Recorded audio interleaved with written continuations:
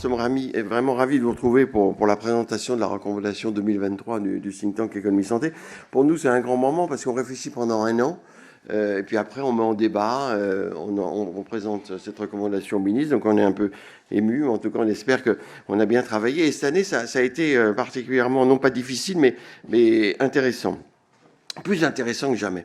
Donc je vais faire une courte introduction. Ensuite, les membres du think tank présents à la tribune présenteront quelques points forts de la recommandation.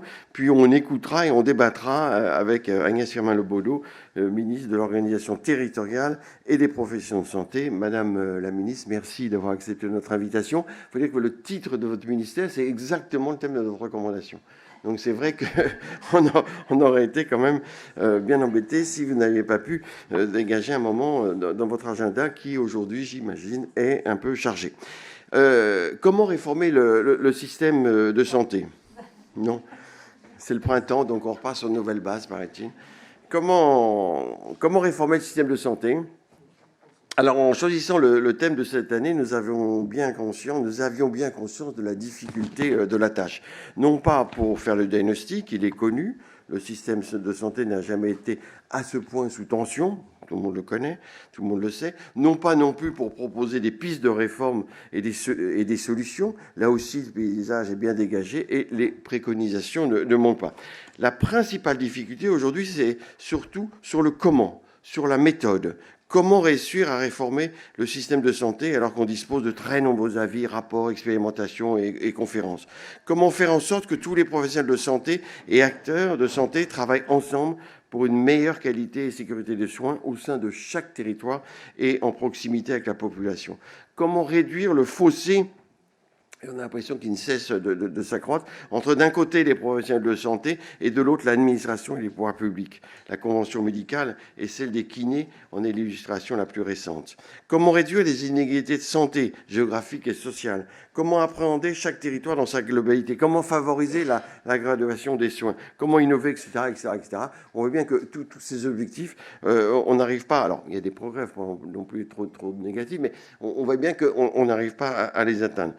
Alors la situation est franchement préoccupante et en plus ça va s'aggraver, on le sait, du fait du déclin démographique de certaines professions de santé. Alors on a fait un petit exercice. Quand on regarde les intentions des différentes lois santé depuis une quinzaine d'années et les réalisations, on est frappé par l'immense décalage. L'objectif est clair, le résultat décevant. La loi HPST, je remonte simplement au 21 juillet 2009, le communiqué de presse du Conseil des ministres du 22 octobre 2008 indique que le projet de loi, ouvrez les guillemets, propose une modernisation globale du système de santé et apporte des réponses aux grands enjeux que sont l'accès aux soins de tous, voilà, le décloisonnement entre l'ambulatoire, l'hôpital et le médico-social, l'amélioration de la prise en charge des maladies chroniques, la santé des jeunes et d'une manière générale, la coordination du système de santé. Alors, quelques temps après, il y a eu le rapport des sages, il y a 10 ans, projet global pour la stratégie nationale de santé, groupe présidé par Alain Cordier, en préambule de la loi santé suivante. Il a proposé 19 mesures, dont 4 seulement ont eu une réalisation complète, dont la création de France Assos Santé. De même, les titres de la loi du 26 janvier 2016 de modernisation de notre système de santé sont édifiants et montrent bien que les intentions sont pertinentes, mais elles restent encore aujourd'hui des objectifs à atteindre. Enfin, la loi du 24 juillet 2019, qui suivait la stratégie Ma Santé 2022 annoncée par le président de la République en septembre 2018, mais le président a lui-même reconnu qu'il fallait amplifier le mouvement. Alors, face à ces difficultés, on s'est dit, c'est quand même incroyable, parce que les outils ne manquent pas. On a une succession d'outils, on a des cathédrales d'outils, de structures, de comités, de conférences, mais ils sont peu ou mal utilisés. Alors, il y a la SNC, la Stratégie nationale de santé, le PRS, le Projet régional de santé, les CRSA, les conférences régionales de santé et de l'autonomie, les CTS, les conseils territoriaux de santé, les CLS, contrats locaux de santé, les GHT, groupements hospitaliers et territoires, les CPTS, communautés professionnelles territoriales de santé, les URPS, Union régionale des professionnels de santé, les DAC aussi, C'est un dispositif très important, dispositif d'appui à la coordination, sans oublier les IPA, bien sûr, infirmières de pratique avancée, les assistants médicaux ou encore le service sanitaire. Donc on a beaucoup de choses et on n'arrive pas à faire avancer comme on le souhaiterait. Alors les notions, les mots et les expressions utilisées par les responsables de la santé et les parlementaires sont consensuels pourtant.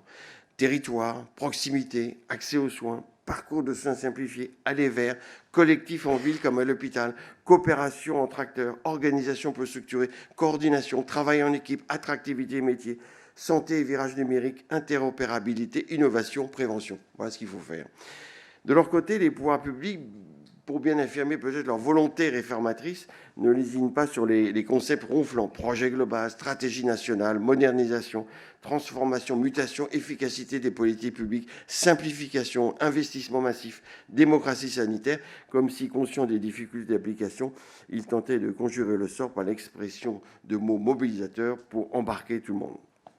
Faut-il, on s'est posé la question, dans ces conditions, tout chambouler, comme bon nombre le propose, pour créer un choc et redistribuer les cartes, les responsabilités et les pouvoirs. C'est vrai que c'est tentant. Il y a qu'à, Faucon, on change tout et tout va s'améliorer. Faut-il confier globalement la santé aux régions, déclencher un bing-bang au sein de l'État, accusé de tous les mots, privatiser, libéraliser, libérer, contraindre? Notre sentiment, non, car cela ferait que rajouter du désordre à l'inefficacité et des difficultés aux insuffisances. Alors, la nouvelle méthode que nous proposons s'appuie sur les réformes structurelles en cours et les initiatives qui marchent en leur donnant, et c'est là où le mot-clé, un cadre, à notre sentiment, un nouveau cadre mobilisateur. Tout cela pour vous dire qu'au cours de nos réunions mensuelles de 2 heures de chaque mois, de mai 2022 à février cette année, les 50 membres du think tank économie et santé, très assidus, très motivés, on fait ça dans une ambiance très conviviale, et ils sont d'horizons divers, ce qui garantit, ma foi, la qualité et l'indépendance de la démarche. On retournait le problème dans tous les sens pour essayer d'arriver à quelque chose qui pourra être utile dans l'intérêt général, toujours bien sûr, et en conviant aussi à débattre 6 personnalités qui nous ont pas mal éclairés. Je les cite parce que c'était des moments intéressants. André Acari, président du conseil départemental Saône-et-Loire, Nathalie Fourgade, secrétaire générale du HCAM, David Guillet, président de la fédération des CPTS, Patrick Hasenteufel, professeur de sciences politiques à l'Université de Versailles, spécialiste surtout des médecins libéraux, Natacha Lemaire, rapporteur général des expérimentations 51, et Dominique Pont, ancien délégué, à l'époque il était ancien délégué ministériel du numérique en santé. En fait, ce que nous proposons, c'est une unité de lieu, de temps et d'action, voilà pour faire chic. Et notre recommandation, elle s'intitule ainsi « Une nouvelle méthode pour transformer le système de santé global », on ne peut pas le faire par petits bouts, impliquant et responsabilisant tous les acteurs simultanément sur chaque territoire, avec un financement dédié et marquant une rupture. Voilà, une fois qu'on a dit ça, on dit comment on va faire. Alors, on a réuni ça en 3 temps. Redonner du sens, alors ça, c'est un peu le mot valise un peu, tout le monde veut redonner du sens, bien sûr. Mais c'est en clarifiant les objectifs, en renforçant l'attractivité des métiers, en renouvelant le management et en alliant la méthode technocratique à la méthode pragmatique. C'est qu'on voit bien, il n'y a pas quelqu'un qui a raison. Il y a à la fois le modèle technocratique, peut-être de l'administration, avec un fort rationnel, et puis la méthode pragmatique, les acteurs qui acceptent pas, voilà. Et tout ça par une grande mue de l'administration. Facile à dire, et c'est ce que nous allons détailler. Ensuite, alors, le temps fort, c'est créer des coalitions de santé territoriales en impliquant et responsabilisant globalement toutes les parties prenantes, avec donc un financement dédié et une obligation de résultat. C'est la mesure phare, comme je disais à la ministre en lui disant qu'il faut absolument qu'elle vienne, on propose une coercition volontaire. On m'a dit c'est bizarre. Enfin, c'est ce qu'on propose. C'est la mesure phare de la recommandation 2023 du think tank économie santé, la plus disruptive et clé en termes de méthode. Alors peut-être c'est ambitieux, mais on pense surtout que c'est réaliste et surtout indispensable, parce qu'on voit bien qu'on bute toujours sur le dernier kilomètre quelque part. C'est une rupture franche de l'existant. Il s'agit de donner aux parties prenantes sur le territoire la capacité de s'organiser, mais vraiment la capacité de s'organiser, et de prendre des décisions nécessaires avec une liberté d'action et un financement dédié, en veillant à leur représentativité, bien évidemment, et bien évidemment encore avec quelques garde-fous. C'est ainsi qu'il sera possible de résoudre les problèmes locaux en bonne intelligence, car en proximité, et ainsi de recréer la confiance, pense-t-on, nécessaire, et pas simplement quelque chose qui vient d'en haut, que ce soit l'administration ou que ce soit aussi les syndicats. Et puis on a fait un troisième temps, c'est mieux former. C'est évidemment fondamental, on y reviendra, les membres du think tank y reviendront. Mieux former, impliquer le Parlement, créer un objectif national de transformation territoriale à côté de l'ONDAM et de la santé. Prenez la sobriété, renforcez vraiment la pertinence des soins. Et en fait, cette méthode, elle s'inscrit dans l'évolution actuelle, dans la pensée actuelle. On pense qu'elle devrait marquer une rupture. Les professionnels de santé proposent ça, les experts aussi, que ce soit ceux du HCAM ou des expérimentations au article 51. Mais ce qu'on a peut-être fait, c'est peut-être ça, là où c'est vraiment intéressant, c'est qu'on est allé jusqu'au bout de la logique. On dit territoire, mais il ne faut pas simplement dire sur les territoires, vous avez à faire ça. Enfin, voilà, c'est pas forcément facile. Donc cela demandera certainement un effort de tous. Aux ARS pour jouer un vrai rôle de facilitateur, à l'administration pour peut-être lâcher prise, et aux professionnels de santé pour sortir de leur carcan. Voilà, maintenant je passe pour une illustration assez rapide de 5 membres du think tank sur quelques points de la recommandation. Et puis, Madame la ministre, vous réagirez, puis on débattra avec vous. Vous devez partir à 10h30, donc on a le temps. Je disais tout à l'heure, rationnel technocratique et pragmatisme territorial. Je ne présente pas Elisabeth. Donc on est parti pour 4 heures, puisque c'est vraiment un sujet de philosophie du bac.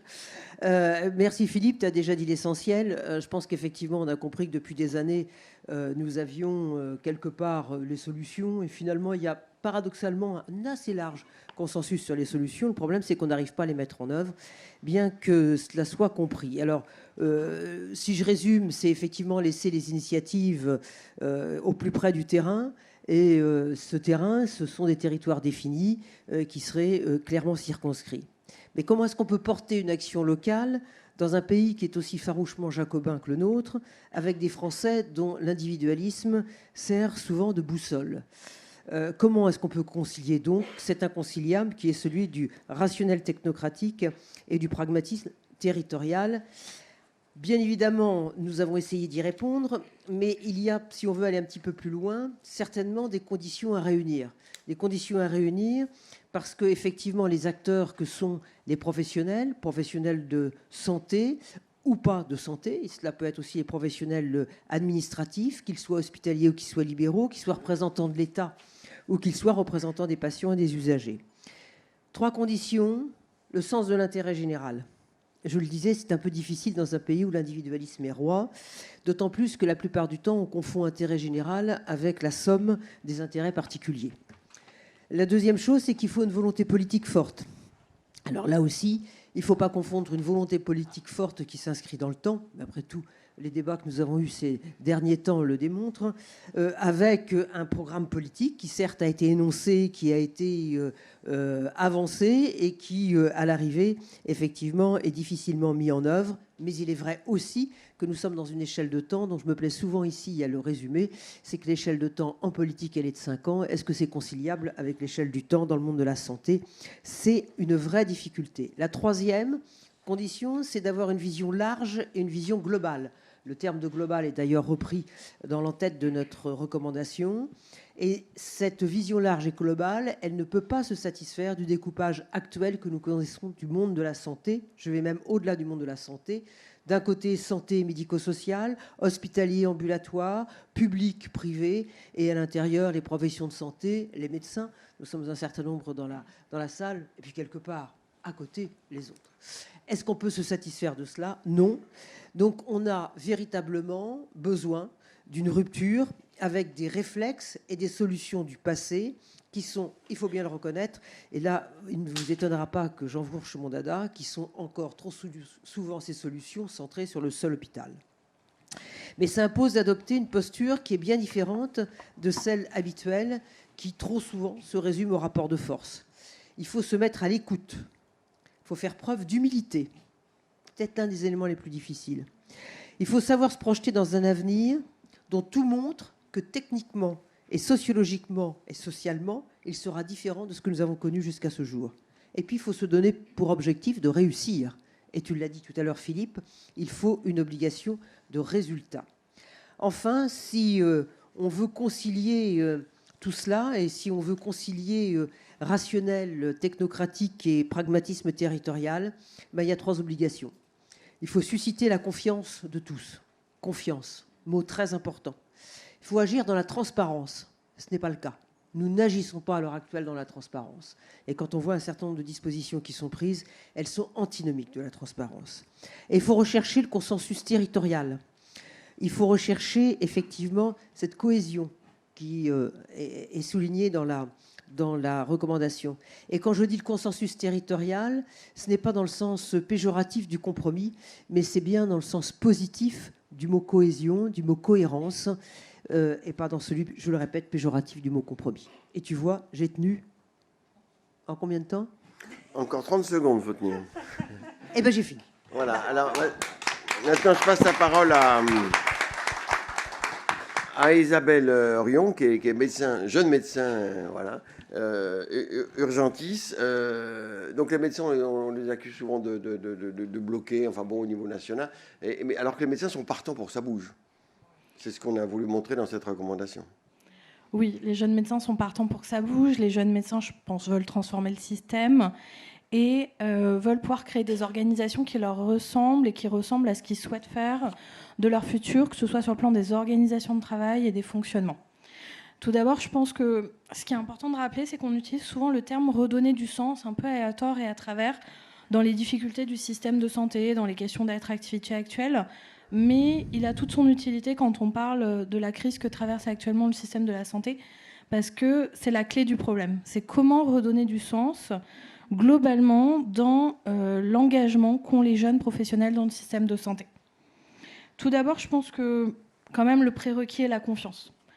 Le sens ne peut pas aller sans confiance pour nous tous, et elle est souvent difficile à mettre en œuvre. Je pense que s'il y a une chose que la crise du Covid nous a montré, c'est qu'on pouvait se faire confiance et travailler ensemble.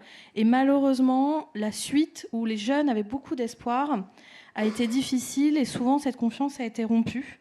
Mais ça reste un des principaux leviers pour engager les jeunes. Les jeunes s'engageront si on leur donne des responsabilités, si on leur montre une confiance, avec bien sûr une obligation de résultat derrière, des droits, des devoirs, comme cette recommandation se base. Avec, je pense, une valeur qu'on a tous, c'est celle de la meilleure prise en charge possible pour les patients, prise en charge globale dans un système de santé. Mais en se basant sur cette valeur commune et en associant un système de droits et devoirs, on peut créer un système où les jeunes professionnels veulent s'engager et surtout, la clé va être, veulent rester dans le temps. On le voit bien avec les nombreux départs chez les personnels paramédicaux et en particulier infirmiers. Cette tendance ne fait probablement que commencer. On la voit apparaître chez les étudiants en médecine qui abandonnent leur cursus actuellement. Et il va falloir pouvoir résoudre ce problème. Et une partie, c'est quel futur pour le système et comment créer un nouveau mode de décision dans le système de santé. Et pour moi, l'une des clés, c'est l'apparition du terme de responsabilité populationnelle. La responsabilité populationnelle, c'est une transformation majeure de la méthode de réflexion autour du système de santé. Et c'est ce qui va permettre une nouvelle définition des droits et devoirs avec un partage territorial de cette responsabilité populationnelle, que l'on soit professionnel à l'hôpital, en ambulatoire, et que ce soit dans le public ou dans le privé. Et partager cette responsabilité est un axe majeur pour établir une confiance territoriale entre les acteurs. Ensuite, quand on visualise un peu cette recommandation, l'un des axes que je visualise important, c'est celle de la mission collective d'organisation des soins. Se dire qu'on peut laisser une liberté territoriale à l'organisation des soins et quelque chose de complètement nouveau et de transformant qui permet de créer de l'engagement dans le système pour créer une organisation pertinente qui va apporter du décloisonnement, du lien, parce que malheureusement encore, notre formation reste trop cloisonnée et nous ne connaissons pas encore trop les différents modes d'exercice, les différents modes de fonctionnement, mais également les autres professions du système de santé. Et en faisant travailler les gens ensemble, en les obligeant territorialement à travailler ensemble, on arrive à lisser les différences et à créer une motivation pour le système et un véritable engagement territorial des jeunes professionnels qui manque trop souvent. On le voit pendant les stages, en particulier lors de l'internat. On est un petit acteur qui passe 6 mois. Parfois, on a fait les trajets depuis notre ville principale. On n'a même pas mangé dans le territoire. On n'a même pas connu le territoire. Comment peut-on se visualiser s'installer derrière dans une ville où on n'a aucun lien et créer aucun engagement territorial pour ce lieu. Et ensuite, si l'on parle de la façon de travailler, cette recommandation met en valeur le travail en équipe et la responsabilité d'une équipe de soins. Et ça, c'est majeur. Tous les jeunes professionnels, qu'ils soient médecins, infirmiers, mais également, je vais penser aux ergothérapeutes, aux orthophonistes, demandent la véritable place de l'équipe de soins. Actuellement, c'est beaucoup de termes techniques, mais dans la réalité, à part dans certaines MSP et CPTS qui fonctionnent à l'idéal du monde, c'est encore des termes et il va falloir créer une véritable équipe de soins autour du patient. Pour moi, cette équipe de soins, c'est accompagner le patient dans la totalité de son parcours. Ça passe par des liens entre la ville et l'hôpital, des réseaux d'adressage, et ça se crée territorialement. Et ça peut se créer plus facilement avec la méthode qu'on préconise. Mais c'est également avancer vers le partage de compétences, la valorisation des compétences de chacun et surtout reconnaître les compétences de chacun et les acquis de la formation initiale et continue de chacun. Et ça, c'est majeur parce qu'on parle souvent de délégation et le terme de délégation, c'est quand même je donne aux autres ce que je n'ai pas envie de faire et il faut qu'on arrive à le proscrire. Quand on parle de donner des nouvelles compétences aux gens, c'est reconnaître qu'un infirmier est capable, avec la formation adéquate, de faire un certain nombre de nouvelles missions et qu'il va falloir localement et avec une coordination permettre aux métiers d'évoluer. C'est aussi une clé de l'attractivité des métiers. Et cet équilibre local pourra se créer entre connaissances, compétences, mais aussi recherche de consensus local pour permettre de fonctionner. Et surtout, il faudra savoir évaluer toutes les mesures mises en œuvre, ce qui est souvent encore quelque chose de trop oublié dans les réformes françaises. C'est leur évaluation et comment on évalue, quelle est la pertinence de ce qu'on a fait. Après, je pense que le sujet principal va être l'attractivité. L'attractivité, c'est la clé des années à venir, que ce soit chez les médicaux et l'ensemble des professionnels du système de santé. Il y a la question des rémunérations qui ne doit pas être négligée parce que pour le sens, c'est quand même quelque chose d'important. Mais on l'a bien vu avec le Ségur, c'est pas tout. Une grosse partie, ça va être comment on redonne envie aux gens de travailler dans le système de santé, en leur donnant des compétences, mais aussi en leur donnant des responsabilités pour leur organisation, et en créant une dynamique de collaboration et des valorisations de travail local et collectif.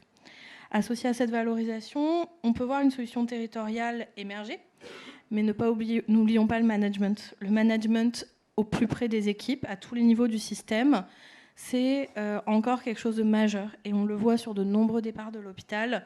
Ils sont liés à un management local non adapté. Des choses bêtes, avoir son planning à l'avance, ne pas être changé de poste, d'horaire. Et ça, on l'oublie, mais c'est la base du système de santé. C'est ce qui fait que les gens restent. Et c'est surtout ce qui fait que les gens ne partent pas, ce qui est majeur actuellement. Pour conclure, en tant que jeune médecin, je crois qu'une évolution du système de santé selon cette méthode est possible pour créer un système où chacun est heureux de travailler et sait trouver sa place et apporter un petit quelque chose à l'édifice et surtout se sentir valorisé dans ce qu'il fait, grâce à la responsabilité qu'il a sur le système. Et surtout, c'est donner du sens aux réformes. Actuellement, les réformes sont souvent vécues comme quelque chose qui tombe d'en haut. Or, ce système permet de prendre une véritable place dans l'organisation locale des soins et valoriser la place de chacun. Merci beaucoup Isabelle, c'était très clair, ça représente bien cette nouvelle logique territoriale. Florence Herry, vous êtes infirmière, cofondatrice de Libéros. Alors, un médecin, une infirmière, une jeune, une femme, là on est dans les quotas. Les infirmières, non mais ce sont les infirmières et les médecins, l'ensemble infirmière. Non, mais l'avenir appartient. L'avenir. Comment on avait un pharmacien avec vous, madame?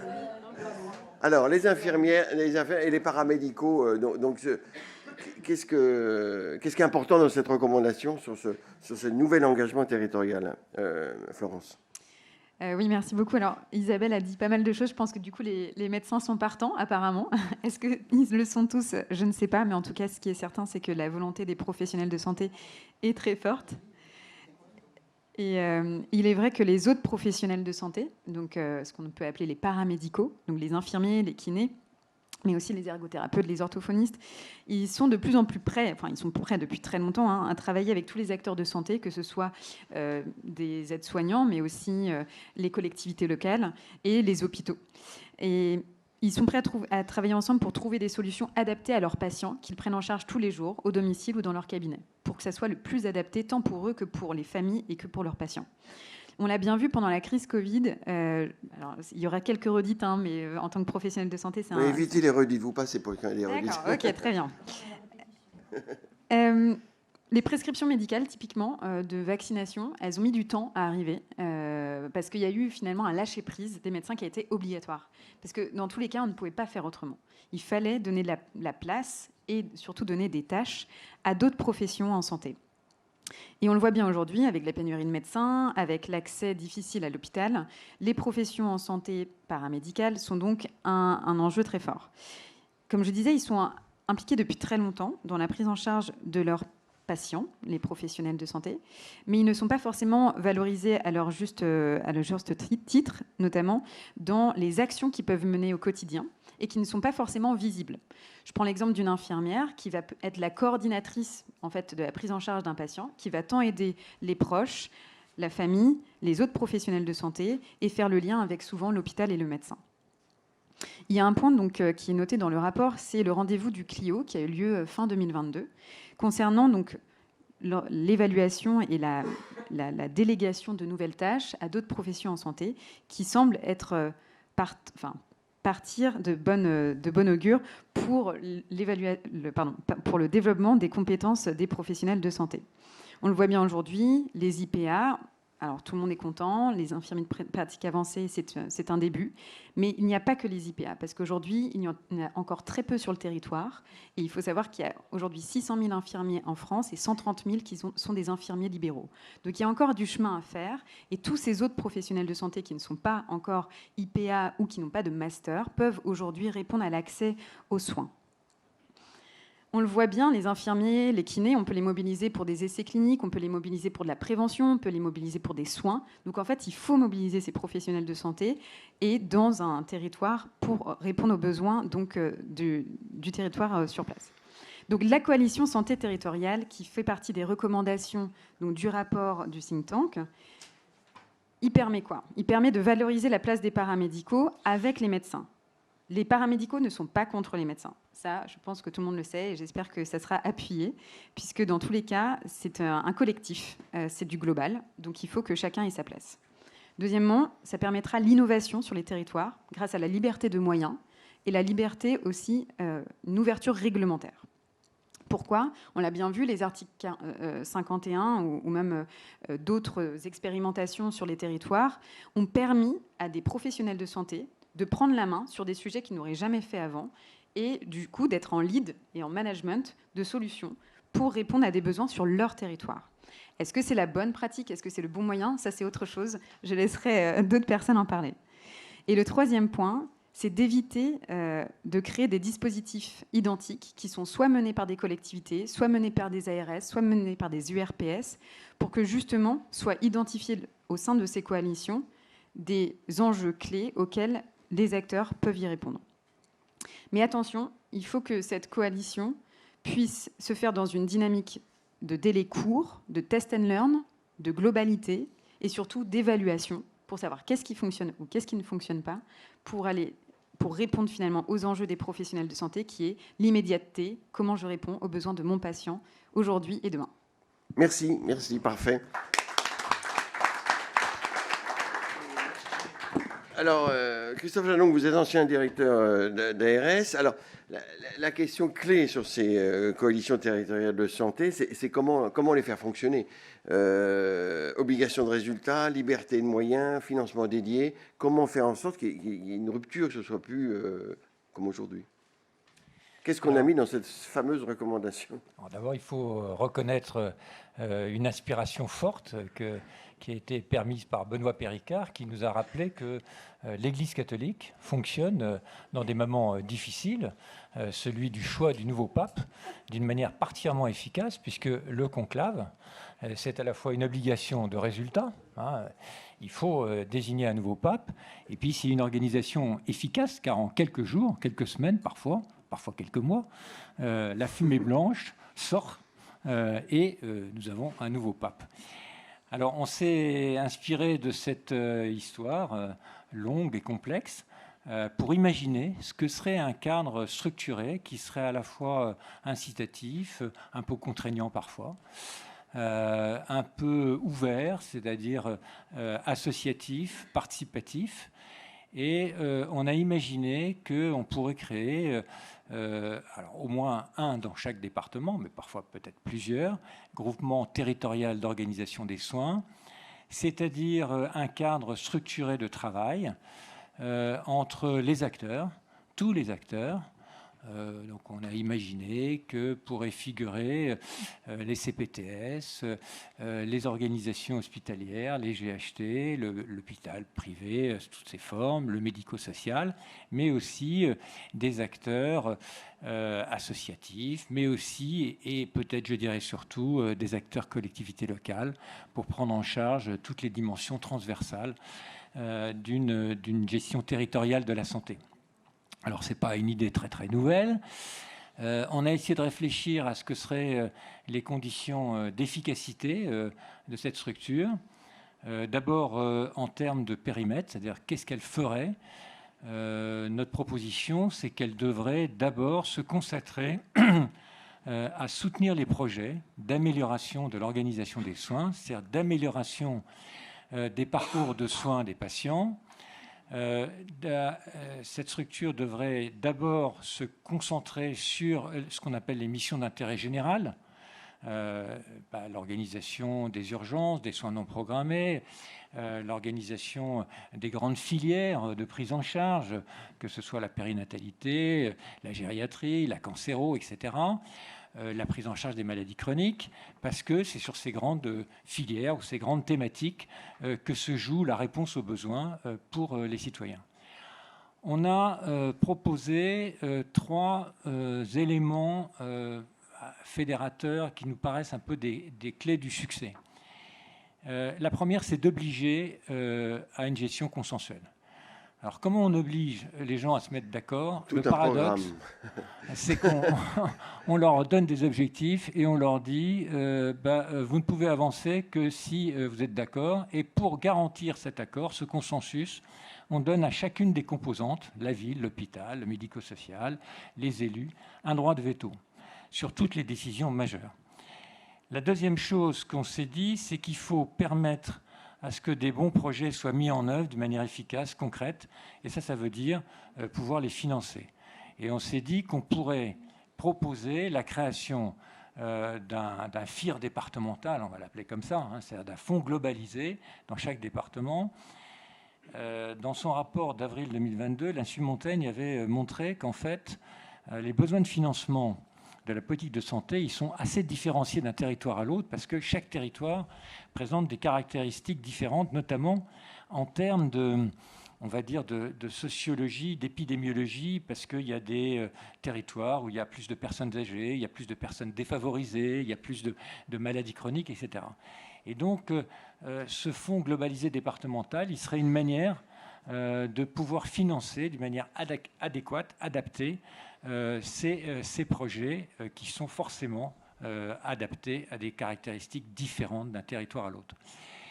Et le troisième point, c'est qu'on s'est dit que finalement, ça pourrait marcher si on donnait une vraie liberté, une vraie liberté d'utilisation de ces financements.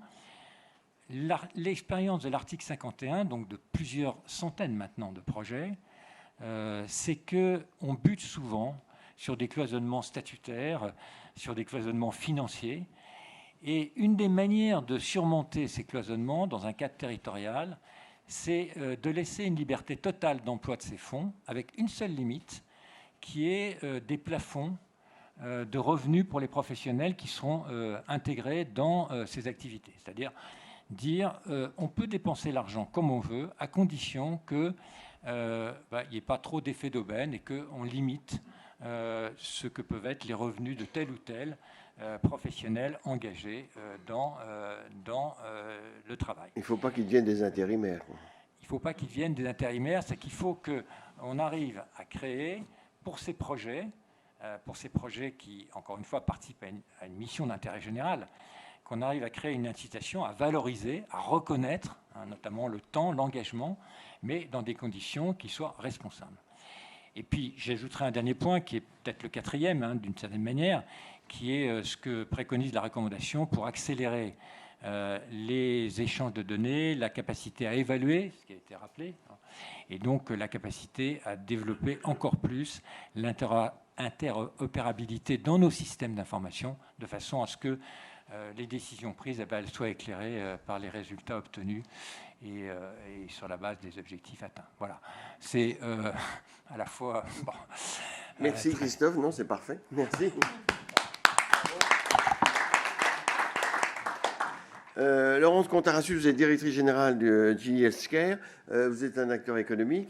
Qu'est-ce qui vous paraît important dans cette recommandation, novateur? Il y a cette notion de leadership. On avait auditionné, entre guillemets, Dominique Pont, et il nous a beaucoup parlé du leadership. Il faut des gens qui entraînent, évidemment, les autres. C'est peut-être ça dont vous nous avez parlé. Et aussi le côté, parce qu'on voit bien qu'il y a le côté administratif et puis il y a le côté acteur professionnel de santé. Et il faut que ces deux personnes, de concepts travaillent ensemble, sinon on n'y arrivera pas. On vous écoute, Laurence. Alors déjà, bonjour à tous et tous. Déjà, en propos introductif, je voudrais dire que la diversité, l'inclusion, la passion et la richesse d'état d'esprit résument le think tank des Échos. Et en fait, quand on s'écoute tous là, il y a quelque chose qui est important, que ce soit d'ailleurs dans une société privée, quand on travaille ensemble, c'est le plaisir. Prendre du plaisir. Et ça, je pense que très souvent, on l'oublie. C'est une richesse, en fait, de ce think tank, et peut-être qu'il faut remettre du plaisir, justement, à transformer notre système de santé pour l'ensemble des acteurs. Philippe, comme tu viens de le dire, d'ailleurs, durant le think tank, tu m'avais dit ce serait bien que tu présentes quelque chose sur l'expérience d'une transformation réussie dans le privé, comment ça peut être riche d'enseignements pour la transformation du système de santé. Alors là, c'était une demande à un industriel. Là aussi, on est souvent dans un endroit un peu clivant dans notre système de santé. Comment est-ce qu'on peut être certain que tout le monde va travailler ensemble, comme on l'a vu, et y compris les industriels? Alors, l'importance du leadership et de l'incarnation. Je pense que c'est absolument clé et c'est certainement ce qui nous manque en fait. L'incarnation, c'est quoi? Quand on est dans une entreprise privée, on peut dire « je suis manager ». Non, en effet, leader. Comment est-ce qu'on emmène les gens? Qu'est-ce qu'on incarne? Par exemple, moi, j'ai jamais honte de dire je suis une femme de santé et je ne suis pas quelqu'un qui gère des chiffres et du PowerPoint parce que ce n'est pas comme ça que je vais emmener mes équipes. Donc, en effet, c'est des points extrêmement importants. Et puis aussi, comment est-ce qu'on peut rester humain? Et ça, c'est aussi un point que je partage avec Dominique Pont. Humain avec un grand H, et comment on va garder l'humain au centre de notre stratégie. J'étais en train de tous nous écouter là tout à l'heure. Je pense qu'on est tous d'accord, en fait. On dit tous la même chose. Par contre, si on parlait à notre population française, qui comprendrait exactement ce qu'on raconte quand on a cité juste ton début, tous les acronymes que l'on a. Et on souffre exactement des mêmes choses d'ailleurs dans nos sociétés. Madame la ministre, vous disiez au mois de janvier, c'est en effet à partir du terrain que nous construisons la santé de demain, dans une logique de confiance, de coopération et de subsidiarité. Je pense que là, nous sommes tous d'accord, mais je commencerai par... cette phrase que j'avais dit, qui vient d'une phrase en anglais, mais que tout le monde va comprendre. La culture mange la stratégie au petit déjeuner. Et dans notre pays d'ailleurs, c'est plutôt les cultures mangent la stratégie au petit déjeuner. En résumé, avoir une vision, une stratégie, c'est nécessaire, mais c'est absolument pas suffisant. Il faut surtout des plans d'action compréhensibles et applicables.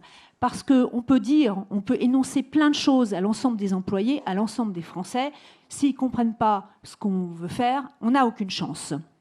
Et tout ça, ça passe indéniablement par le leadership et par l'incarnation. Donc du coup, c'est quoi notre leadership? C'est quoi l'incarnation?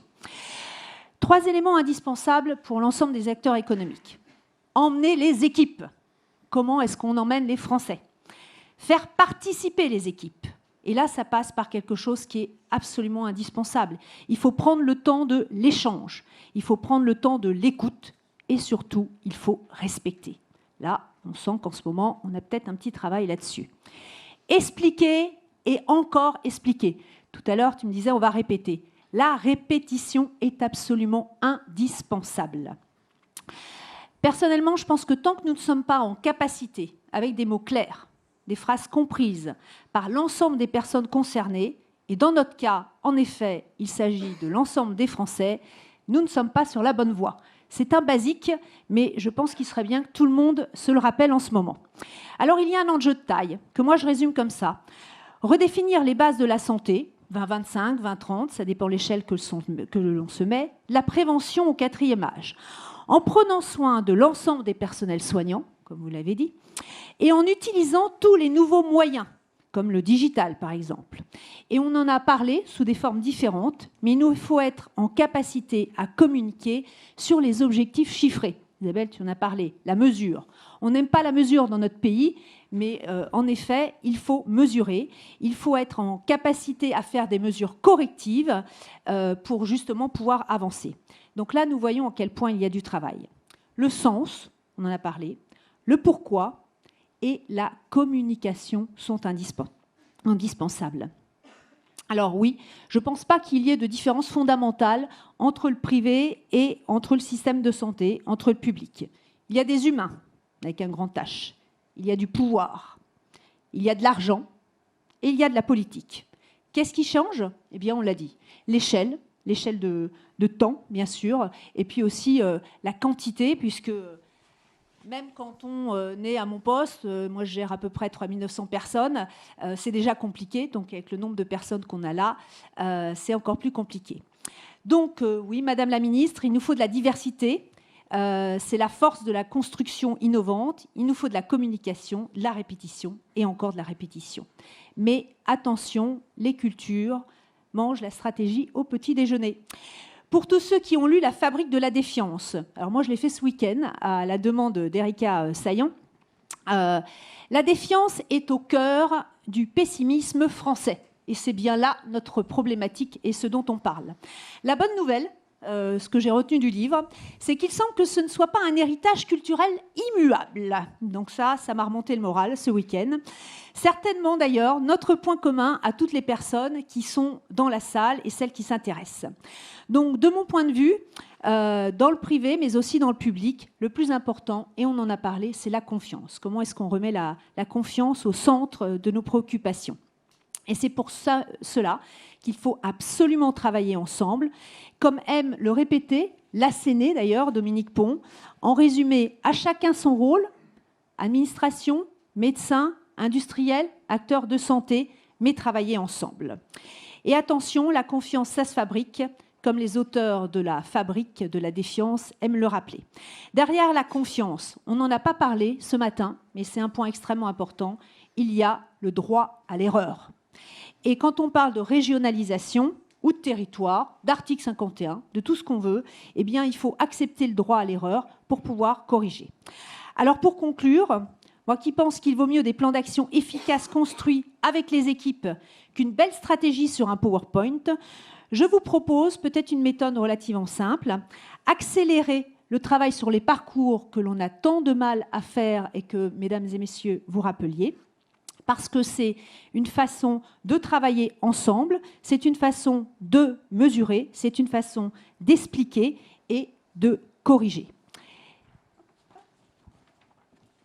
Alors, les éléments indispensables à nos 3 axes pour cette recommandation, et là je vais encore le répéter pour que tout le monde puisse l'avoir en tête, redonner du sens, créer des coalitions de santé territoriale, former mieux et impliquer le Parlement.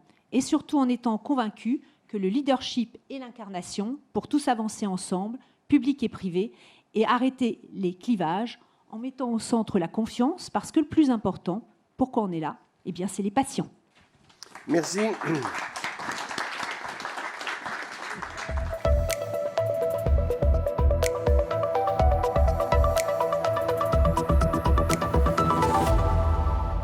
Madame la ministre, alors on a une demi-heure, alors vous n'êtes pas obligé de parler une demi-heure d'un coup, on peut hacher avec quelques questions, mais on aimerait bien avoir votre sentiment général. Est-ce que vous êtes partant sur donner aux parties prenantes sur leur territoire la capacité de s'organiser et de prendre des décisions nécessaires avec une liberté d'action et un financement dédié? C'est un peu ce que font les CNR Santé, mais il faut peut-être aller un peu plus loin.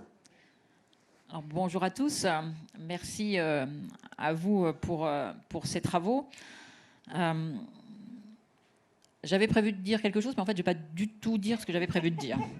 Je vais repartir de quelque chose, comme vous avez justement dit que parfois répéter les choses, c'était nécessaire. Je vais répéter, et vous l'avez dit dans votre introduction, le nom de mon ministère. Ministère de, il faut se le dire, je ne sais plus, de l'organisation territoriale et j'insiste beaucoup sur le et, profession de santé. Très clairement, c'est ce sur quoi vous avez travaillé. Lorsque j'ai été nommée le 4 juillet, je suis professionnelle de santé, je suis une élue de terrain, je me suis dit, comment peut-on faire? Et le constat, vous l'avez fait, le diagnostic, il est là. Et d'ailleurs, je ne crois pas que personne depuis le mois de juillet ait fait de diagnostic. Le diagnostic, il est là. Il est partagé largement par tous. Mais le constat que vous avez fait, que depuis des années, et j'ai refait l'exercice que vous avez fait de regarder les trois projets de loi, les 3 derniers projets de loi de santé. Globalement, ils disent tous la même chose. Tous. Avec des mots parfois différents, mais ils disent tous la même chose. Alors avec des avancées, certes, et heureusement.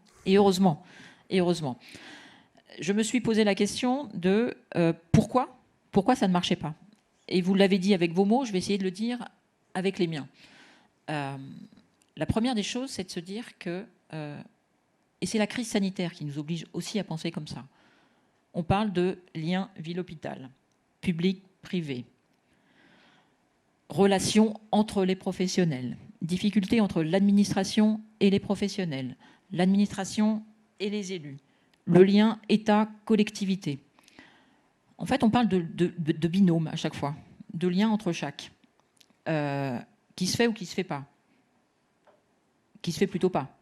Ou s'il se fait, il se fait à chaque fois, dans la contrainte, dans l'adversité ou dans l'obligation. C'est le constat que vous avez fait en proposant cette coalition. C'est le constat que j'ai fait en disant au mois de septembre. Alors moi, je l'avais un peu appelé différemment. Alors effectivement, vous avez raison, entre nous, on sait ce qu'on dit, mais quand on va sur le marché le dimanche matin, les gens ne nous comprennent pas du tout. Moi, je l'avais appelé groupe santé de territoire. L'idée de ce groupe santé de territoire, c'était de mettre en même temps, dans une instance où on travaille ensemble tout le temps, et pas quand on en a besoin, pas pendant une crise sanitaire, pas quand il faut très vite, au mois de juillet, réorganiser les urgences, où on travaille tout le temps, c'était de mettre le public, le privé, le médico-social, les collectivités territoriales et la ville. C'est très bien ce que vous proposez, c'est clairement ce que j'avais comme point dès le départ. Parce que, vous l'avez dit, moi je suis intimement convaincue, et c'est ce que le président de la République et la Première ministre nous demandent de faire, c'est qu'il faut changer notre paradigme. La solution unilatérale décidée du 14 avenue du Ken, qui s'applique partout de façon identique en France, ça ne marche pas, ça ne marche plus, ça ne peut plus marcher. Donc il nous faut collectivement inverser le paradigme et notre méthode de fonctionnement. La volonté politique, elle est là. Maintenant, il faut le faire, et il faut le faire tous ensemble. C'est ce que nous a demandé le président de la République le 6 janvier dernier dans son pacte territorial. Encore un mot différent. Il y a un moment, il va falloir qu'on se mette d'accord. C'est ce que nous avons fait à travers les CNR en santé. Et les CNR en santé, ils nous ont dit quoi? Ils nous ont dit exactement ce que vous avez dit. Les CNR en santé nous ont montré que les solutions, elles venaient des territoires. Que les professionnels de santé, les élus, n'avaient pas forcément l'habitude de discuter entre eux et qu'ils en avaient besoin. Des professionnels de santé entre eux découvraient qu'à 20 km, il y avait un dispositif qui existait, qui les intéressait eux dans leur exercice, qui évidemment intéressait les patients, mais ils ne le savaient pas. Les élus, avec les professionnels, découvraient que dans leur territoire, il y avait des choses qui se faisaient dont ils n'avaient pas connaissance. Tout ça, ça n'est plus possible. Donc les choses, et c'est ce pourquoi je suis raisonnablement optimiste, c'est normal, c'est le printemps aujourd'hui, je suis raisonnablement optimiste parce que, à force de parcourir les territoires, à force d'échanger beaucoup, et avec les élus, et avec les professionnels de santé, à force de participer à ce genre de rencontres, je suis intimement convaincue que la volonté, elle est là, que les initiatives, elles sont là, qu'il nous faut simplement, comme vous l'avez très bien dit, changer de méthode. Et on ne pourra mettre en application tout ça, notre intelligence collective, parce que je crois beaucoup à l'intelligence collective, je crois beaucoup à l'intelligence des territoires, que si on change de méthode. Changer de méthode, ça veut dire quoi? Travailler ensemble, c'est une absolue nécessité. Ça, je crois que personne ne peut le dire. Mais c'est comme la confiance.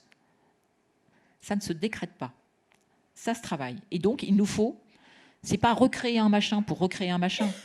Je crois que celui-là est vraiment nécessaire. C'est un endroit où tous les acteurs dont j'ai parlé, dont vous parlez, on a les mêmes, ça tombe bien, se rencontrent et prennent cette habitude de travailler ensemble, de co-construire. C'est quoi la bonne maille? Là, pour le coup, l'État devra prendre ses responsabilités et donner les mains aux ARS qui doivent devenir des ensembliers. Je ne sais pas si le manager est le bon terme, mais en tout cas, pas des empêcheurs d'avancer. On doit simplifier les choses. Les ARS, elles ont la volonté, les directeurs d'ARS, avec des délégations territoriales renforcées, avec une proximité, doivent être ces ensembliers. C'est quoi la bonne maille? Pour le coup, je suis intimement convaincue que là aussi, la liberté des territoires, elle est nécessaire.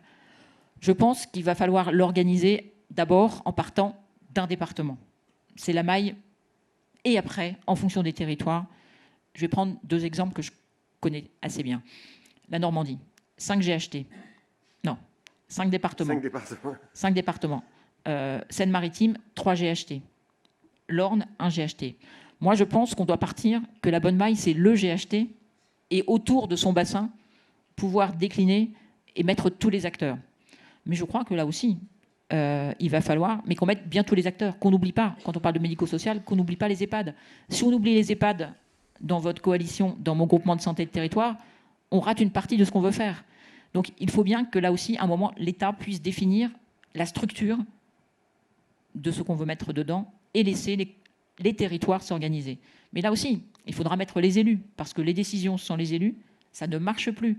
Les élus souhaitent être des acteurs de la santé. On a besoin des collectivités territoriales. On a besoin des collectivités territoriales, ne serait-ce que parfois pour des sujets de bâtiments, parfois pour avoir une connaissance plus fine de l'évolution de la population. On a besoin des collectivités. Donc c'est tout ce que vous avez dit doit se faire. C'est le changement de la méthode. La méthode, c'est bien faire avec les territoires.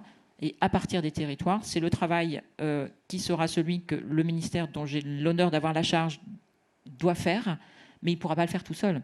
C'est bien l'enjeu de ces CNR, c'est bien l'enjeu de ces rencontres, mais c'est surtout l'enjeu, et le président de la République, je crois, nous avait fixé le cap du 30 juin pour mettre en place ces structures, donc je ne vais pas dire coalition, groupement, CNR, mais plutôt ces CNR territoriaux qui doivent permettre à tous les acteurs de la santé de pouvoir travailler ensemble. Pour moi, c'est la condition sine qua non du changement de paradigme que nous attendons tous, et pour que, dans quelques années, je ne vais pas dire l'année prochaine, mais lorsque nous viendrons ici autour de ce think tank échanger sur ce que nous avons réussi, on ne réussira que si on fait ça.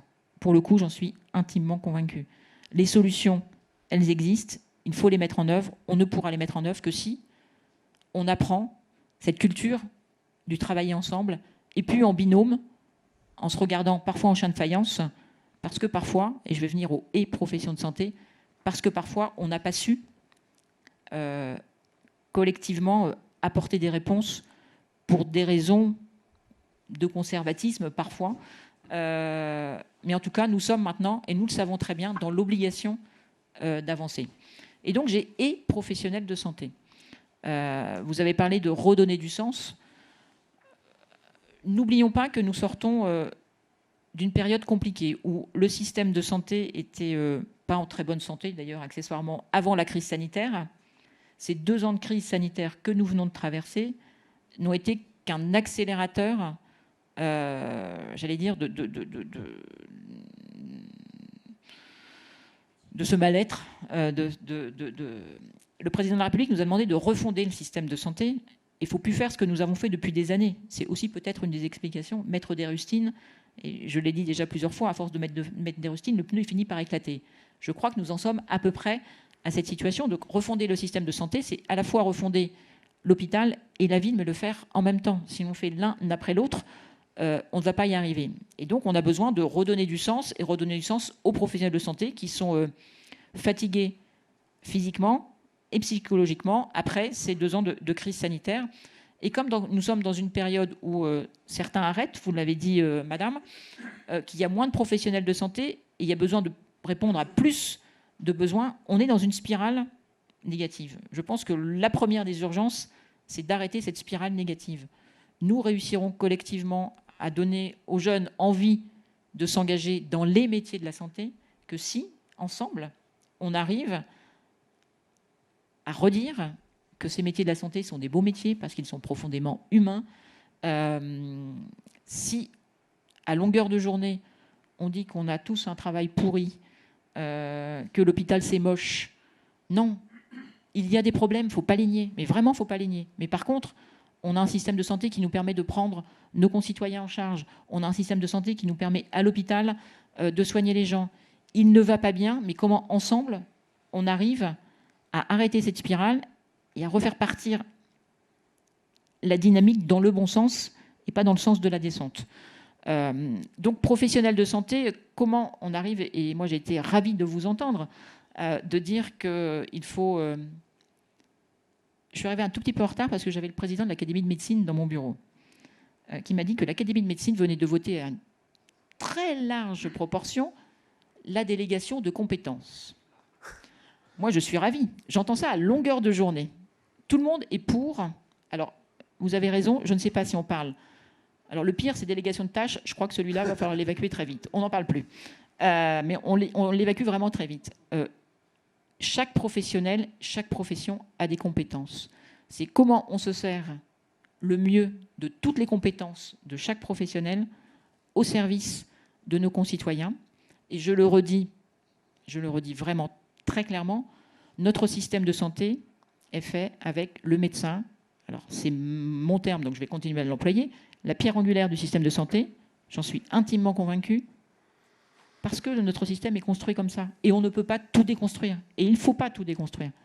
Par contre, il va falloir qu'ensemble, nous arrivions à construire cette équipe. Alors, vous avez parlé d'équipe de soins, d'autres parlent d'équipe traitante. Là aussi, il va falloir qu'on se mette d'accord sur les mots, autour du médecin, dans l'intérêt du patient. Et là, nous avons besoin des compétences de tous les professionnels, et tous les professionnels ont des compétences. Et là, je disais au président de l'Académie de médecine, pharmacien, première fois qu'un médecin n'est pas président de l'Académie de médecine, je disais, mais c'est un signe. Vous avez fait référence au Clio, qui était une avancée majeure dans l'état d'esprit, dans ce vers quoi nous devons aller. Maintenant, il va falloir qu'ensemble, ce que nous disons tous, ce que j'entends à longueur de journée, ce que je vois dans les territoires, cette volonté affichée d'avancer en reconnaissant les compétences de chaque professionnel, j'allais dire, même dans le cadre d'exercice, je crois même que c'est une évolution de l'exercice de prise en charge de nos concitoyens, eh ben on arrive à le mettre sur le papier. Et c'est là que ça commence à devenir compliqué. Parce que moi, j'aimerais bien que l'un d'entre vous m'accompagne, et au moment où on se dit, alors, on fait quoi ? Et bien là, ça coince. Là, ça coince. Donc, est-ce que peut-être aussi, et c'est une réflexion que je porte comme ça, il faut faire différemment. C'est la question que je me pose. Est-ce qu'il faut dire aux professionnels, eh bien, faites et revenez vers nous. Faites entre vous et revenez vers nous. Mais alors justement, Madame la Ministre, c'est ce qu'on propose. Non, je vous interromps pas. Mais si, vous pouvez. Vous m'interrompez pas, mais quand même un peu. Hein. Le 30 juin, vous allez proposer quelque chose. Est-ce que vous pensez que le pouvoir jacobin d'aujourd'hui, on a vu les négociations conventionnelles, c'est difficile entre le pouvoir jacobin et les professionnels de santé. Est-ce que vous pensez qu'au niveau d'un territoire, qui peut être au départ le département un peu ou scindé dans un deuxième temps, il y aura cette liberté en disant aux gens, voilà, vous vous réunissez, voilà les problèmes qui se posent, vous avez la liberté d'agir en fonction évidemment d'une connaissance, de protocole, etc. Vous avez un financement dédié, à vous de vous débrouiller. C'est ça qui crée la confiance. Parce que si c'est dire... si c'est encadré par trop... oui. Alors, après, est-ce qu'on arrivera à ça? Il y a deux choses. Possible. Il y a deux choses. Moi, je suis intimement convaincu que notre système de santé, qui repose quand même sur la sécurité sociale, il ne faut pas oublier, parce que de temps en temps, on a assez vite tendance à l'oublier. La santé doit rester une compétence de l'État au sens compétence régalienne. Nous avons une obligation d'égalité et d'accès aux soins. Je le redis vraiment sincèrement, il ne faut pas oublier ce postulat de base, parce que sinon, on risque de partir dans ce que, je crois, aucun ici d'entre nous ne souhaite, créer des disparités. Ça existe déjà. Dans le cadre des CPTS, les protocoles locaux, ça existe déjà. Sauf qu'on est quand même champion du monde, pas qu'en foot, parfois, pour créer des dispositifs qui sont, j'allais dire, inapplicables, même dans le cadre de protocoles locaux. Les CPTS sont un très bel outil où les professionnels de ville peuvent ensemble d'abord apprendre à se connaître, apprendre à travailler et avoir cette liberté de faire ces protocoles locaux. Mais sans l'hôpital. D'où l'intérêt de chez GST. D'où l'intérêt de chez GST. D'où l'intérêt de chez GST. Donc on revient à ce qu'on disait au début. On partage la méthode qu'il va nous falloir mettre en place. On partage la philosophie qui est les ARS, des ensembliers, accorder cette souplesse nécessaire au territoire. Quand le président de la République il dit aussi à l'échelle d'un service, on veut revenir à l'échelle d'un service pour donner cette autonomie au service de pouvoir fonctionner. Voilà, remettons cette agilité dont nous avons su faire preuve collectivement pendant la crise sanitaire. C'est clé. Ah non, mais moi, c'est pour moi l'élément essentiel. On a été, enfin franchement, je dis on parce que j'étais dedans comme vous, mais moi j'ai adoré, c'est moi ce que je vais dire, mais j'ai adoré cette période de mars 2020 à juin 2020 où tout ce qui était impossible de faire en janvier, on a pu le faire. Et bien, gardons cette souplesse et cette agilité dont nous avons su faire preuve collectivement, dont l'État a su faire preuve. Et nous sommes malheureusement revenus à cette rigidité. Et donc, apprenons à travailler ensemble, parce qu'on l'a fait, parce qu'on a été obligé de le faire. Apprenons à travailler ensemble de façon naturelle. Et pour ça, je crois qu'il faut malheureusement sanctuariser quelque chose. Il faut un cadre. Il faut un cadre. Donc ça, c'est très clairement... la volonté de donner cette autonomie, elle est réelle. Il y a 30 millions d'euros du FIR qui vont être dédiés à ces actions, j'allais dire, qui ont été décelées dans le cadre du CNR, qui, territoire par territoire, vont pouvoir être faites. Les ARS ont la possibilité, avec le CNR, de mettre en place, dès janvier 2023, des actions qui nous ont semblé pouvoir être mises en place. Et puis, vous posez la question d'un ONDAM régional, j'ai fait partie des députés qui ont porté, pendant une certaine période, un ORDAM. On est clairement dans cette situation. Est-ce qu'il faut aller jusque-là ? Je ne sais pas. En tout cas, il faudra se poser la question. Mais moi, ce que je voulais vous dire, c'est que redonner du sens, l'attractivité des métiers, elle passera aussi par notre capacité, en tout cas dans l'urgence tout de suite, individuelle et collective, à se dire que les métiers de la santé sont des beaux métiers, qu'il ne faut pas nier la difficulté dans laquelle nous sommes, et que si on arrive à faire tout ce que vous avez dit, ce dont je suis convaincue, puisque je porte vraiment la même chose, avec les mots-clés que vous avez employés. Il faudra aller jusqu'au bout. Et on arrivera à travailler, mais la confiance, elle n'arrivera à se décréter que si on travaille ensemble. En marchant. Mais vraiment, hein. Et la transparence la plus totale, moi, pour le coup, c'est... et ce pragmatisme dont nous devons faire preuve, en tout cas, l'élu de terrain que je suis est intimement convaincu qu'il nous faut sortir de ces protocoles trop compliqués. Il nous faut faire les choses simplement pour qu'elles puissent être appliquées Et puis, vous avez raison, madame, de dire qu'à un moment ou un autre, il faudra aussi embarquer les usagers, parce que là, il n'y a pas de représentants des usagers. On a décidé de ne pas avoir de patients à la tribune, parce qu'à chaque fois, on en a un, et là, on se dit, on va innover. Non, mais c'est bien, vous avez bien fait d'innover, mais malgré tout, on ne peut pas faire sans les usagers et sans les patients, parce que tout à l'heure, on a parlé aussi d'individualisme, mais aussi, si on parle de droits et devoirs, il faut aussi ne pas oublier de redire à nos concitoyens que la santé, à mon sens, n'est pas un bien de consommation comme un autre, et que nous avons tous un devoir de responsabilité. Je prends un rendez-vous, je l'honore. Je ne vais pas aux urgences, alors que potentiellement, je peux peut-être faire un peu différemment. Ministre, nous avons ce devoir de responsabilité là aussi. Il nous reste un quart d'heure, donc on aimerait vous poser quelques questions. Voilà. Je ne voulais pas faire mon Elisabeth Hubert, mais... Qui ne l'a pas faite aujourd'hui. Oui, c'est pour ça, elle a 30 secondes. S'il y a des membres du think tank... Alors, Elisabeth Hubert, je voulais faire un commentaire. Benoît Péricard, Jean-Philippe Mélisy, Sophie Beaupère. Alors, très rapidement, parce que vous devez partir à 11h moins le quart, c'est ça? J'ai gagné un quart d'heure. Ah oui, alors j'ai un exercice très sympathique qui s'appelle les questions orales sans débat. Ah oui, donc, vous allez dans l'hémicycle, il y a un sénateur, un ministre, une question, une réponse. Et évidemment, on publie ça sur les réseaux sociaux et les gens nous disent « mais il n'y a personne dans l'hémicycle ». Bon, vous nous direz quand vous devez partir. Elisabeth, en 10 secondes.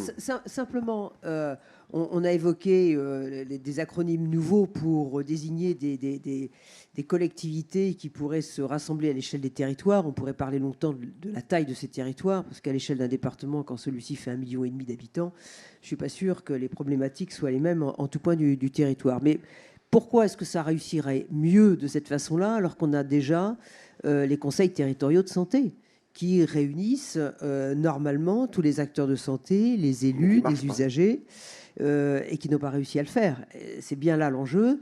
Qui plus est, sur les CNR santé, bon, vous savez très bien qu'on est quand même assez nombreux à ne pas avoir été pleinement convaincus de l'exercice, qui effectivement a été le règne des post-it sur les grands tableaux blancs, et pour lequel un certain nombre de choses ont été remontées, y compris quand des choses ont été relevant d'un consensus. C'était non, mais c'est pas tout à fait dans la ligne de ce qui nous a été demandé, donc cette mesure, on ne la retient pas.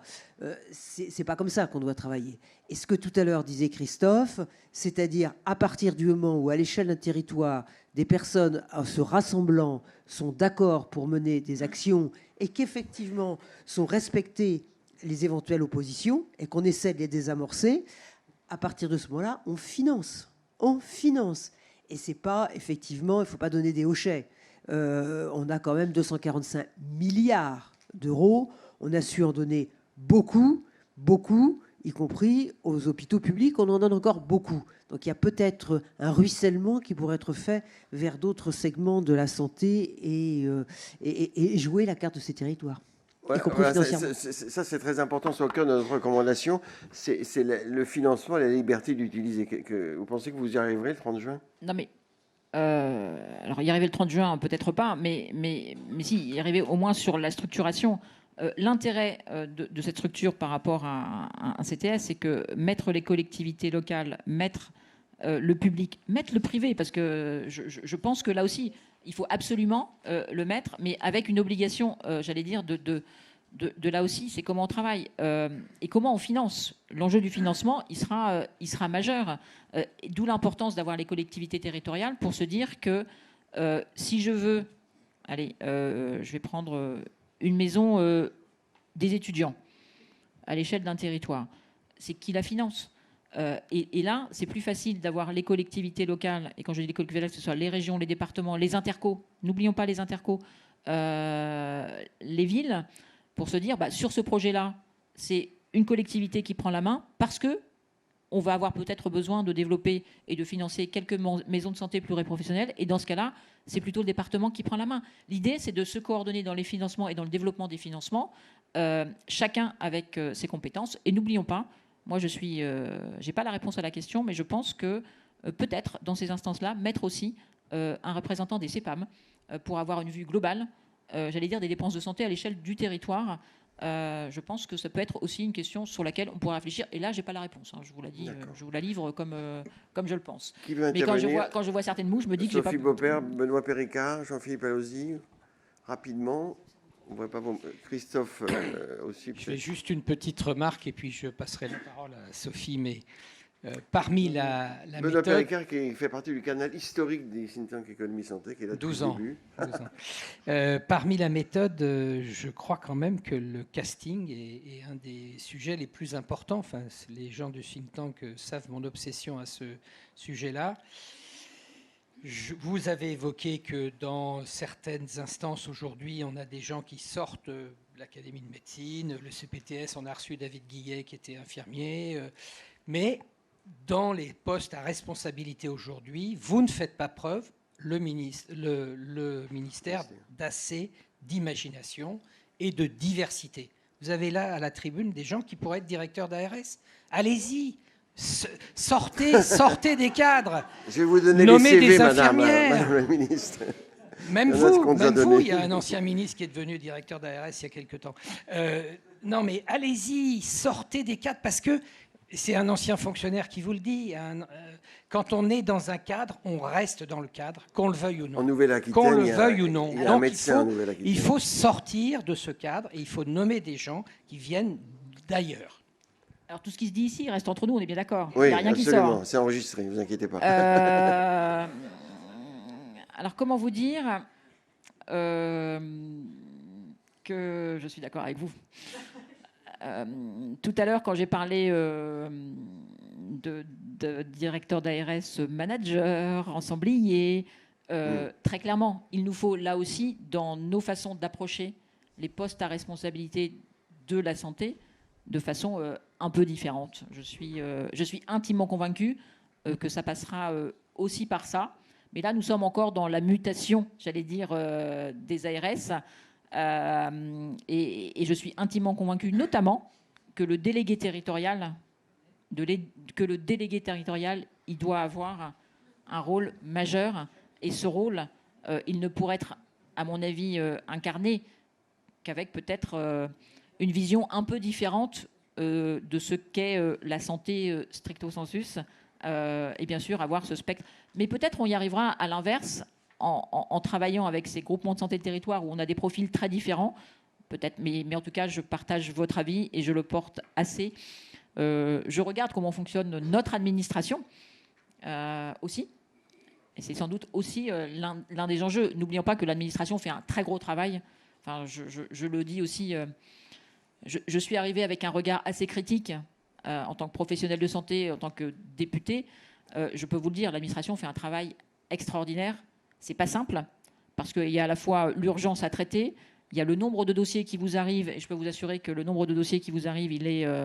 voilà, mais qu'il va falloir... Et là aussi, je le redis, la création de ce ministère, et c'est la première chose que j'ai dite aux agents, il faut aussi sortir un peu du 14 avenue du Ken, aller voir comment ça se passe sur le terrain, pour comprendre.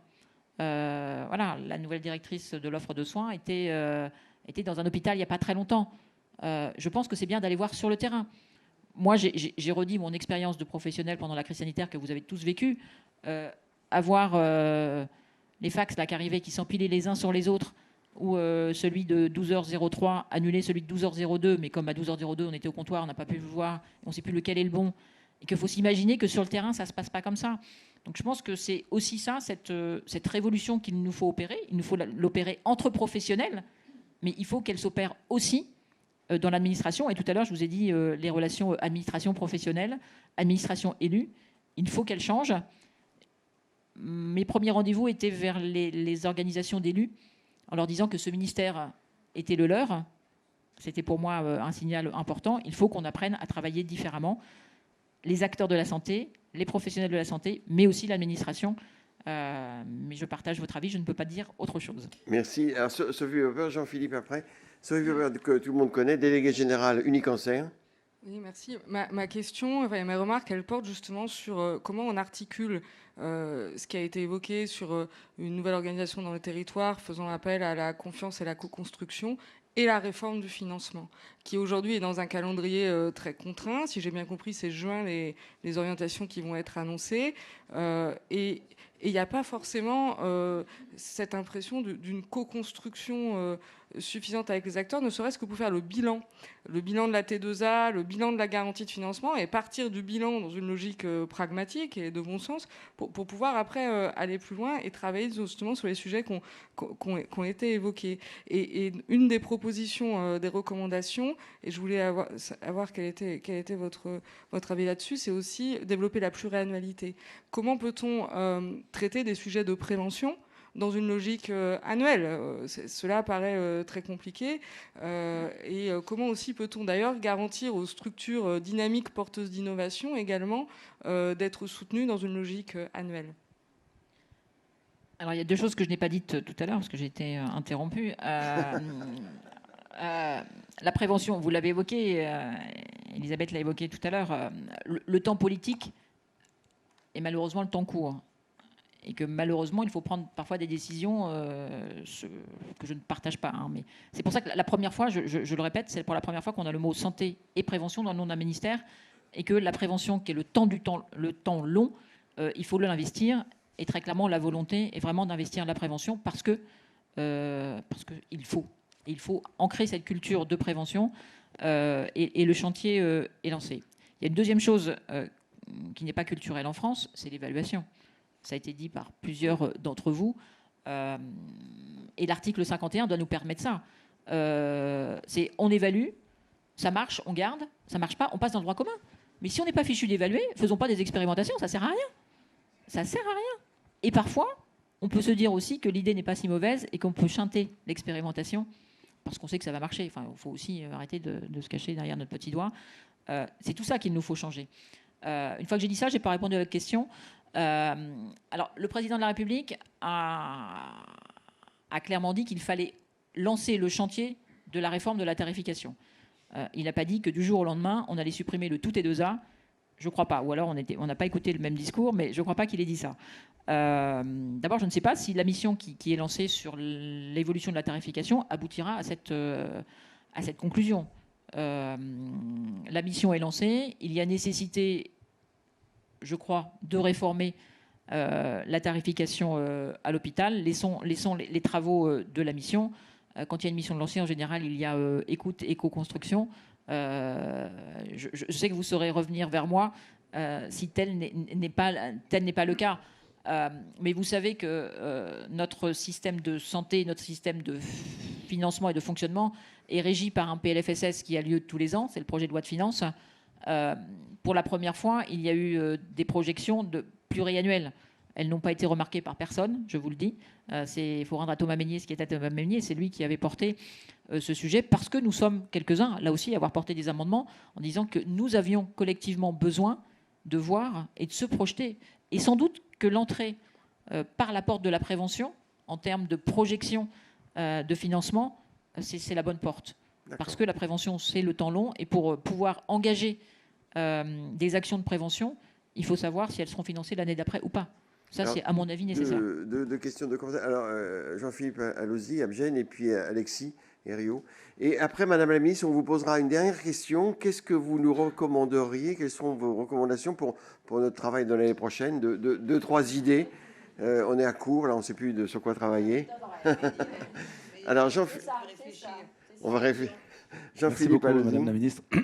Alors, on en a parlé dans notre recommandation et je voulais vous entendre un petit peu sur l'attractivité des métiers, sujet qui nous semblait d'autant plus important qu'on a presque pensé au départ en faire le sujet de notre recommandation cette année. Oui. Donc, sur l'attractivité des métiers, l'importance de redonner de sens et de travailler sur le réengagement des professionnels de santé. On a parlé un peu de la place de chacun, des coalitions, mais voilà, je voulais avoir votre sentiment et les actions que vous envisagez sur ce sujet. Alors, sur l'attractivité des métiers, je crois qu'on a tous participé à moult rapports.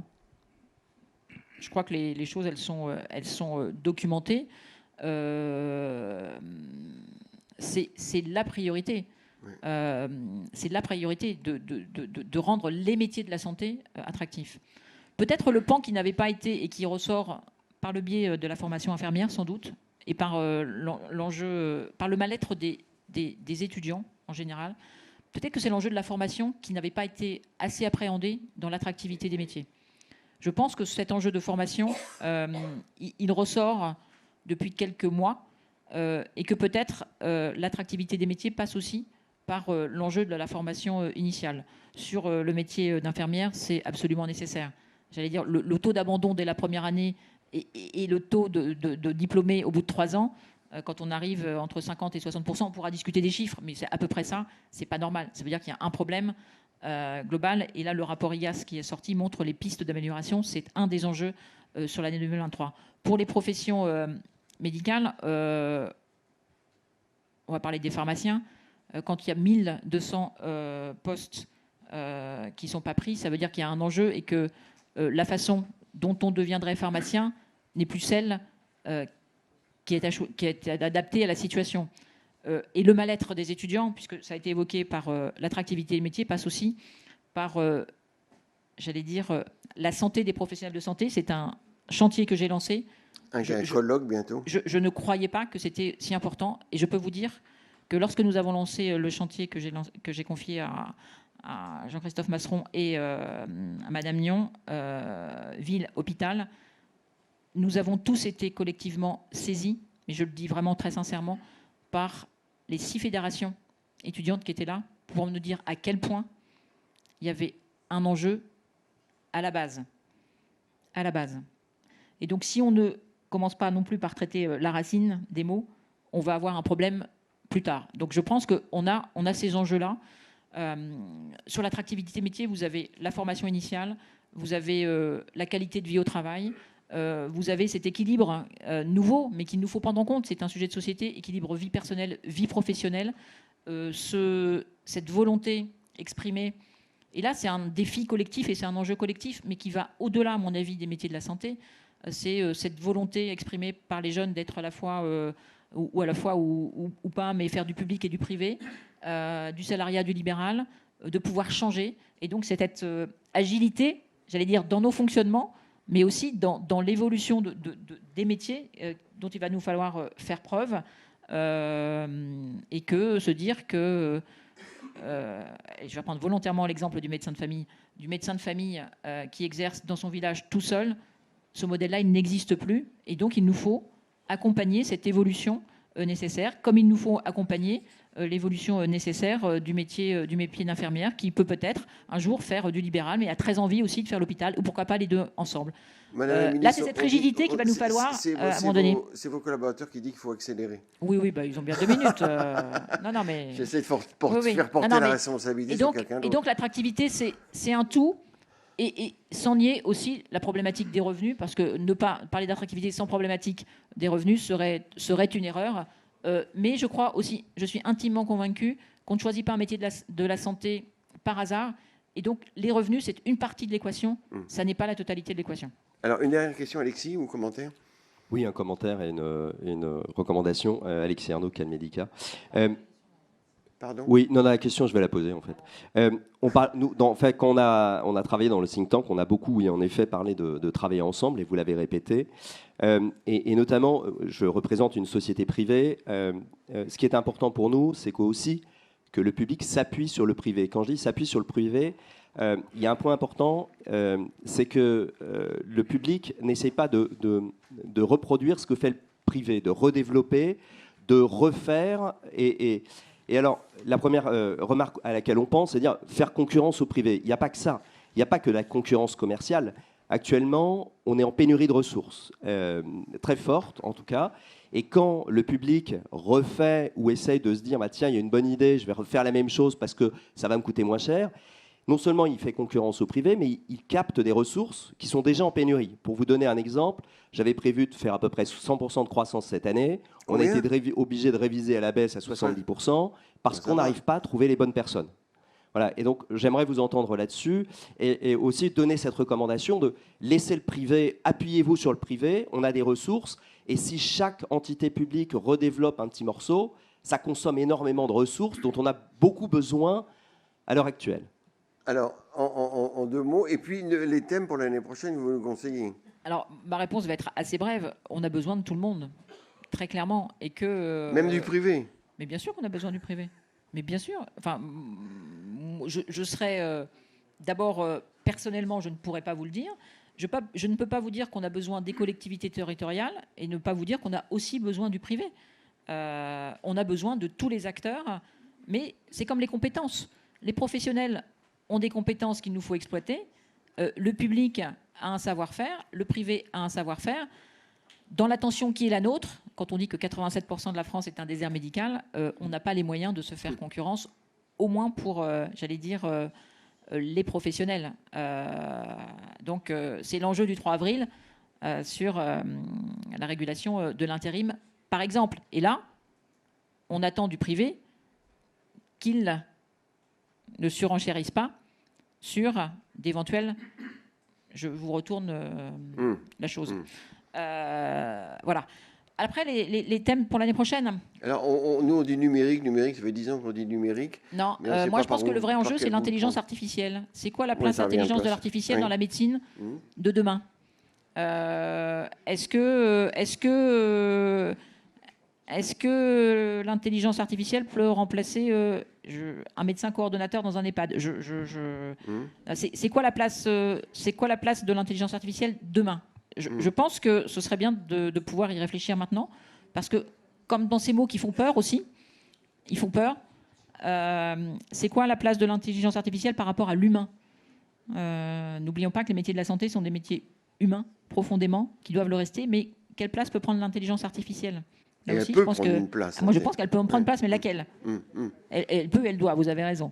Après, peut-être, avec tout ce qu'on se dit, c'est quoi le médecin de demain? C'est quoi le cabinet médical de demain? C'est quoi le médecin de demain? C'est quoi? Parce que très clairement, les difficultés dans lesquelles nous sommes aujourd'hui, elles sont pas dues... je pense qu'elles sont dues à un moment charnière où il y a une évolution qui se fait. Il ne faut pas qu'elle se fasse les uns contre les autres. Il ne faut pas qu'elle se fasse le ministère contre il faut qu'elle se fasse avec. Mais c'est quoi le médecin de demain? C'est quoi le médecin généraliste de demain? Bonne question. Moi, je pense que c'est la question du moment. Et c'est ce pourquoi c'est compliqué pour tout le monde.